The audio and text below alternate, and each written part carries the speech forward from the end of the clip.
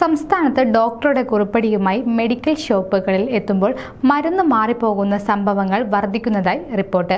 കഴിഞ്ഞ ദിവസം കണ്ണൂരിൽ ഡോക്ടർ എഴുതിയ സിറപ്പിന് പകരം മെഡിക്കൽ ഷോപ്പിൽ നിന്നും കുട്ടിക്ക് നൽകിയത് ഡോസ് കൂടിയ ഗുളിക. ഇത് കഴിച്ച് കുട്ടി ഗുരുതരാവസ്ഥയിലായിരുന്നു. കഴിഞ്ഞ വർഷം കോഴിക്കോട് കാൽമുട്ട് വേദനയ്ക്കുള്ള മരുന്നിന് കുറിപ്പടിയുമായി എത്തിയ രോഗിക്ക് മാനസിക രോഗത്തിനുള്ള മരുന്നാണ് നൽകിയത്. വീട്ടുകാരുടെ ജാഗ്രതയിലാണ് രോഗി രക്ഷപ്പെട്ടത്. കൂടാതെ കഴിഞ്ഞ ആഴ്ച കോഴിക്കോട് കൈക്കുഞ്ഞുമായി ഒരു സ്ത്രീ മരുന്ന് വാങ്ങാനെത്തുകയും ഡോക്ടറുടെ കുറിപ്പടി വായിക്കാനാകാതെ ഒന്നിലേറെ മെഡിക്കൽ ഷോപ്പുകൾ ഇവരെ തിരിച്ചയക്കുകയും ചെയ്തിരുന്നു. ഒടുവിൽ ഒരു ഫാർമസിസ്റ്റ് ഡോക്ടറെ വിളിച്ച് ചോദിച്ച് മറുപടി തേടിയാണ് മരുന്ന് നൽകിയത്. ഇത്തരം സംഭവങ്ങൾ നിരന്തരം ആവർത്തിക്കുമ്പോഴും അധികൃതർ നടപടിയെടുക്കുന്നില്ലെന്നാണ് ആക്ഷേപം. കൃത്യമായ നിയമങ്ങളില്ലാത്തതും പ്രതിസന്ധിക്കിടയാക്കുന്നതായി ഈ രംഗത്തെ വിദഗ്ധർ ചൂണ്ടിക്കാട്ടുന്നു. തീരുമാനങ്ങളും നിർദ്ദേശങ്ങളുമല്ലാതെ കൃത്യമായി നടപ്പാക്കുന്നതിനുള്ള നീക്കം ഉന്നത ഉദ്യോഗസ്ഥരിൽ നിന്നും ഉണ്ടാകുന്നില്ലെന്ന് കോഴിക്കോട് ജില്ലയിലെ ഒരു ഉദ്യോഗസ്ഥൻ വ്യക്തമാക്കി.